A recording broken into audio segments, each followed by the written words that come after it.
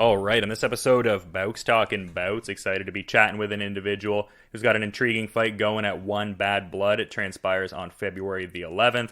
It's a heavyweight fight. Hugo Cunha getting out there and taking on Dustin Joynson in the One Circle, and always fun to be chopping it up with Dustin and having him on the show again. How's your night going so far there, man? It's going good. A little tired. Trained all day, worked all day as well, so now I'm just kind of relaxing now in the evening. How about you? No, I'm doing pretty well. Just doing a couple interviews and things of that nature, so usual kind of stuff on my end. But I got to ask about the last Singapore trip there at the very least. Like, was it at least better than the dreaded initial trek there? I know that first go-around didn't go so well for you. Was the last one all right? It was better. It's still hard being there. It kind of gave me, like, PTSD. Like, when I landed, you're still trapped inside the hotel, but at least I was only there for about 9-10 days instead of a month. And I did have access to the pool, to the gym and whatever else. I could order my own food, but it does suck being locked out of the city. Like, the biggest thing I love about fighting is like traveling city to city and then getting to explore as I'm there. And it was just like Uber. That has not happened. Yeah, I'm wondering how that landscape is going to look like going forward, because, I mean, in Singapore, it seems like they're trending more towards, like, events where, like, fans are in attendance, so, like, one would think things are freed up a little bit more, at least in a relative sense. Like, do you know what that's going to look like this next time coming through here? Like, will there be that chance to kind of do certain touristy stuff, or still pretty locked down? I'm getting so tired of the pandemic. It is driving me nuts. I don't know. It's like, I don't want to get into a debate on the pandemic because everyone has their views on it. But, yeah, sure. Yeah. You know, Jesus. Yeah, well, hopefully that one champion. I hope I can explore. Let's just say that. I'm getting tired of being stuck in a hotel. Yeah, or like a one championship show in the United States. I mean, that'd probably provide the traveling around touristy kind of stuff a little bit more so, and seem to be targeting that move. I mean, they've talked about it. I've heard talks of it. And obviously, if it does go to North America, I would gladly love to fight there. I mean, like, Singapore is nice, but people don't realize how long a flight that is, especially when you're 6'5", and they put you in economy, and, like, my legs are just getting crushed. Yeah, doesn't it take, like, a full day to get there? It's, so I fly out of Vancouver. It's 9.5 hours to Tokyo, because there's no direct flights, and then it's another 7.5 hours from Tokyo, and it's usually a 4-hour layover when you're in Tokyo. Oh no! So it's a long travel. You always get in around midnight in Singapore, and you're exhausted. You do anything on the flights to kill time? Like, I mean, that's a fair bit of time to. Well, I mean, I guess not to use the phrase kill time, but, like, what do you do to occupy that sort of space when you're up there for that long? It is definitely hard. Like, I try to, for one, bring food, because airplane food, there's never enough. They don't give you much. Especially, like I said, heavyweight, so I'm not like the equal. I'm not average size, so I do eat a bit more. Not much, man. I did actually buy a Nintendo Switch Lite for this trip. Oh, there you go. I got the game, the Zelda Breath of the Wild. I haven't even started playing it yet. I'm just waiting for the flights. I'm like, all right. That way I'll have something to do, and if I do get locked down in the hotels, I'll have something to play. Well, that's awesome. I feel like that'll... Yeah. Yeah. Yeah, I feel like that'll be a game changer. Like, are you curating the game selection solely, or is your son putting in some suggestions too? I know he's into that kind of stuff. Oh, well, he loves all the Switch games, but I don't know, he plays more. He does love all the Zelda games, but he still plays a lot of, like, the Minecraft and Terraria type games, like the simple games. Like, I think it's just his group of friends all agree on that game, so that's the majority of what he plays. But for me, you know, I've always been huge into Zelda. I will play the Marios. I don't really care much for them, but I am interested to play them. The new ones, at least. Yeah, no doubt. Those are classics for sure. Definitely endure the test of time in a lot of ways. But yeah, I wanted to briefly touch on the last experience there, just the last go around. I mean, obviously not the ideal outcome in the winner loser binary, as it were, but it seemed like you got a great experience out of it in a lot of regards. And I imagine there was probably even a bit of relief just getting back out there and competing just after so many start and stop bout cancellations. Yeah, I mean, obviously that was my first loss, and I should have known what to expect. I mean, the guy, I didn't realize he was like a gold medalist in wrestling. I just thought he like did some whatever. And then I heard that he was also like the coach for the Belarus wrestling team in his country. So, like, oh, that's great. But yeah, he did what he was trying to do. He took me down in the first. It was hard. He was strong. I fought it a bunch. I got up a few times, but he was pretty relentless with it. But when we were on the ground, I don't know, I was having these weird thoughts because I know the rules in one are different. Like, you can knee to the face. Yeah. So a lot of times I would just roll up to my knees and try to get up, but I'm like, man, I do not want to roll to my knees and get stuck in that position. And I kept thinking of that stuff. And like, it was kind of, maybe it was messing with me, or maybe I was overthinking it. So I kind of tried to do what I could, just not take damage on the ground and like whatever. I thought maybe they'd stand us up because not a lot happened. But, I made it through that round. He did catch me with, and that was the thing, because his wrestling, going into the second round, I was a bit hesitant to get close to him because I didn't want him to grab me again. And then he did catch me with a right. That kind of, rocked me a bit. But at the same time, I wasn't, like, out of it. And I was backing up because normally I clinch onto guys. But I know he's a medalist in Greco-Roman wrestling. So I'm like, I don't want to clinch with him because he'll probably put me on my ass again. So I was trying to think what I should do at the same time, trying to, like, move my head and dodge punches.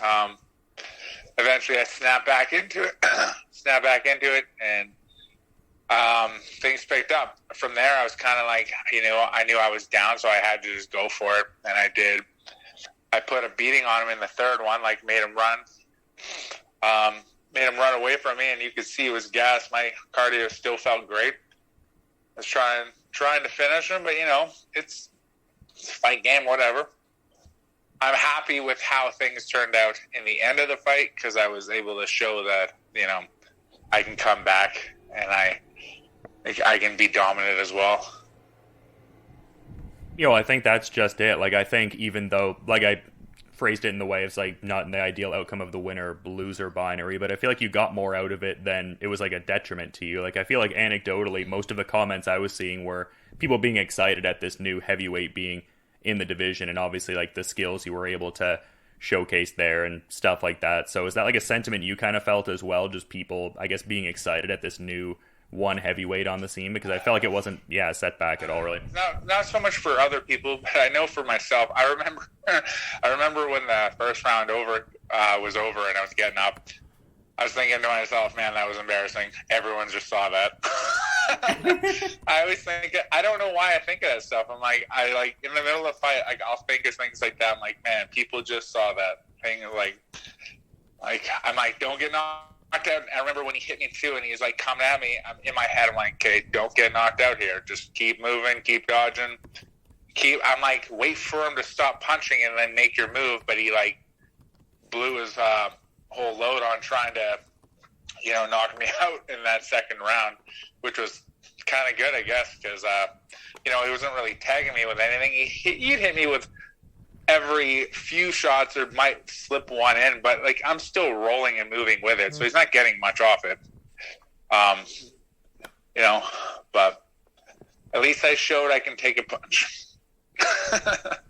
Well, I mean, I thought you turned the momentum around in the later points of the fight, but yeah, I get what you're saying there, just being a little silly about it. But I mean, it's kind of an interesting thing you were talking about there, just in that period on the ground where you're almost like thinking about, oh, I can't get stuck in this position, like the grounded knees and stuff like that. Like, I've talked to Bout, and he was saying that he's not really, in great abundance in terms of like the sparring partners that also fight in one championship. So maybe not as much of the drilling of the rule set. Like, is that something that's hard to integrate into the training, being that like you're not in proximity to other people fighting for the promotion? Is that first fight a revelatory experience? It's funny. We were doing our drilling today, and I was doing wrestling, and my coach, and I'm putting on the cage, I'm putting him on the wall. He's like, throw punches.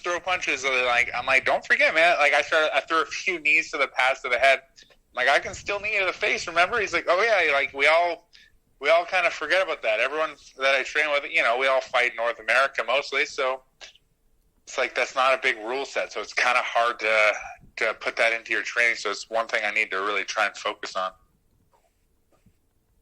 Yeah, like are there people you have at the fitness academy that will go in, I guess, sparring context with you in the sense of like you're drilling the global rule set specifically? Is that something you've curated into your camp or not so much? It's not something I've really drilled into specifically.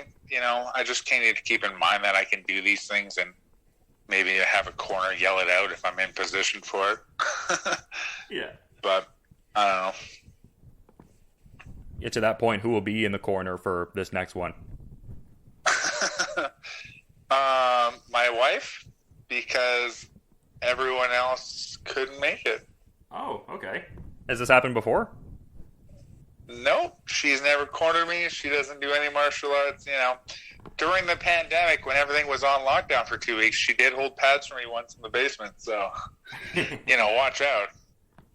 Was that inspired? Pretty funny. I'm like, half of my team's not vaccinated because I don't know why, and I don't want to get into that. Like I was gonna say, yeah, like it's the pandemic thing before. Like everyone has their own opinions. Better to just, yeah. Yeah, and then like the other half that are, everyone said they'd be there, and then last minute they're like, oh, I can't go. And then, like, I heard that a few times, so I had nobody. So, like, well, babe, I'm like, I got nobody. I'm like, you want to corner me? She's, of course she will. Like, trip with me to Singapore, hang out in the hotel, eat some food. Hopefully, with any luck, be allowed out in the city, but, I'm not holding my breath. But it'd be a good trip. And, like, she's always been good with calming my nerves. And I remember when I fought Machado for the BFL title, she hung out in my hotel, and she hung out backstage with me all the way up until we walked out. She even walked out. She just sat cage side. But having her there, I remember, like, just being pretty calm for the most part. Like, my nerves obviously go up, but she's good about calming me down. And yeah, especially the last fight, like I was pretty nervous going into that one. I'm always pretty nervous going into any fight, but big stage, whatever. Yeah, I mean, and that's probably a great presence. That's probably a great presence in the corner, though. Like you talking about the calming sort of, influence there. Like, it seems like you're very analytical in a lot of different regards, like thinking about a lot of different details and stuff like that, and making jokes about some of those aspects there. So maybe that's like a great presence in the corner, like just like less spinning your wheels thinking about like 18 things and just It worked for Mike Perry, right? So well, I was gonna ask if that inspired you a little bit. The whole friend corner him, so I'm having my wife, just different leagues, but same scenario. I'm like, I told her, I'm like, if you see me dropping my hands, just yell out, put your hands up, and if you see me not, doing anything or being very active, I'm like, just yell out something like, make it happen, like do something or whatever, let's work, let's do something. That's all I told her to do. I'm like, I don't need you to say anything else. I know how to fight. It's not new to me, you know what I mean? So I know what I'm looking for. And if we hit the ground, she's going to have no clue what to yell out, so. Watch out for the grounded knees. That'll... yeah. Yeah, but the last time we were talking, it was funny. You were talking about how just, with the two undefeated heavyweights going at it, like there was a bit of an emotional quandary almost. Like, it's like, damn, I don't really want to, give somebody their first loss. It's kind of like, I'm sorry about that, man. You're kind of in another situation like that. Like, you feeling that same kind of vibe a little bit? Like, sorry, man, a little awkward. This time, I'm hoping I give him his damn first loss. I already had mine. He gets to feel what it's like to have your first loss in one. Yeah, there you go. But I'm kind of curious. Like, have you, I guess, checked out some of the recent tape on your opponent, Hugo Cunha, there and everything? Like, what are your... Like, he seems pretty well-rounded. like kickboxer. He's tall dude. I think he's like my height, or maybe like an inch shorter. I think he's 6'4". I'm 6'5". From what I've seen, it's nothing like I've never dealt with before. Machado was a kickboxer, had 17 pro Thai fights or whatever. So, and he was southpaw. I didn't even know that going into that fight. But it's just another fight. Yeah, absolutely. And I feel like I know your thoughts on this, but just thought to posit it anyway, just because it's a bit of a topical kind of thing with, Kirill Grishenko getting out there for the interim title fight with Anatoly Malik in there. Like, what are your thoughts on, I guess it's a bit of a two-part question, like, what are your thoughts on the interim title fight in and of itself, but also, like, does that, I guess, galvanize your feeling about the whole thing? Because, I mean, it looks like you're at a good place in the division. Obviously, I hope he wins. It's kind of heartbreaking to know that there's probably a chance that would have been me had I won, fighting for the belt. As for the interim belt itself, I don't know. I kind of figured Arjan probably wasn't going to want to defend it to begin with. I still don't think he will. Who knows? We'll see. I know he was like contract disputes. Basically, he just wants more money. That's what it always is. But yeah, whatever. I mean, it makes for an exciting fight, and people love the belt, and people want shiny new things, so I would have done it. If they would have asked, I'm hoping that he wins and I win, and then we can rematch. And that way, and if Arjan doesn't want to fight and they keep that interim belt going a little longer, I'll fight him for the interim belt too. Yeah, I didn't mean to bring up the heartache with the Grishenko thing. I guess I mentioned it in the context of, presumably one sees you at like a very high level in the heavyweight hierarchy, so an emphatic win right here, probably right in the mix. That's kind of cool, I guess. I mean, I wouldn't have looked at myself like that, just because, I don't know, to me, like, who am I? I'm just some guy that trains in Victoria in a basement, so like, I don't really have any high credentials to my name. I don't feel I do anyways, so to be even thought of in that sense was kind of awesome. I've also heard talks of like Buchecha like calling me out or saying I'm on his list of people he wants to fight, and I'm like, why? Like, I'm like, it's kind of funny. I'm like, this guy has got millions of followers, and like no one knows who I am, but at least he knows who I am. You know what I mean? Like, while everyone's thinking of him, he's thinking of me, and that's kind of nice. I just love the way you can look at it. I'm like, I don't know. Sure. I think that's one of the things that, I mean, it seems like it's already endeared yourself to the One Championship fans, but probably even more going forward. Just that whole demeanor there I find so humorous. Like, obviously I guess this is an outsider perspective thing, but it's like you're a demonstrably talented heavyweight, I think, and then you have other people kind of noticing that, but you're just kind of like, what? Who? Me? It'd be funny for like a countdown package or something like that. Like someone does the big call out and you're like, what? Me? Okay, sure. It's also hard because I don't have I try to be active on social media, but I'm not huge on it. Like, I don't have a lot of followers. I also think that's due to one, not promoting their people well enough. Like they might post something like the fight card. They'll post me in it, but they won't tag me in it. They'll just post me in it. They might mention it in the description, but most people, when they see a photo of someone, they want to like click on the photo and then go to the tags of it, whatever. UFC was always pretty good about that. Like the Contender Series thing, I got quite a few followers from just them posting just nothing from me for that. But they always tag me and stuff. But whatever, like I said, I don't even care. I did get my blue verification check mark, and that was pretty awesome. Oh, that's cool. I remember being at the arena before my fight and just fighting and then going home and checking my Instagram, and my buddy's like, my corner at the time's like, just dude, you got your blue check mark, and I'm like, oh shit. like I don't know, it's kind of funny. It's just like, oh yeah, now let's get me a Wikipedia page. Just get some Fugazi information in there, just a little bit of misdirection in the Wikipedia. But I feel like you talk about the lack of activity on social media. I feel like when you do post, though, it's usually like a really good one. Like when you had that, guy in the leather trench coat that was like lurking around. I was like, what the hell? One of the more memorable videos for fighters I saw. Some memorable ones for sure. I try not to post whatever.